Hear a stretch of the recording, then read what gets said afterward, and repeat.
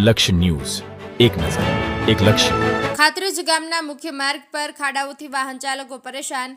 ગ્રામ પંચાયતની વારંવાર રજૂઆત છતાં સમારકામના વિલંબ.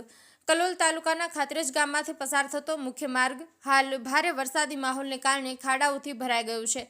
માર્ગની હાલત એટલી બિસ્માર થઈ ગઈ છે કે રોજિંદા વાહન ચાલકો તથા પગપાળા ચાલતા લોકો માટે મુશ્કેલી ઊભી થઈ છે. વરસાદી પાણી ખાડાઓમાં ભરાઈ જતા અકસ્માતોનું જોખમ વધ્યું છે અને ખાતરેજ ગ્રામ પંચાયત દ્વારા અનેકવાર આરએમબી અને લેખિત રજૂઆત કે મૌખિત રજૂઆત સમારકામ માટે કરવામાં આવી છે, છતાં અત્યાર સુધી કોઈ કાર્યવાહી હાથ ધરવામાં નથી આવી. પરિણામે ગ્રામજનોમાં ભારે નારાજગી જોવા મળી રહી છે અને તેઓ હવે તાત્કાલિક સમારકામની માંગ કરી રહ્યા છે.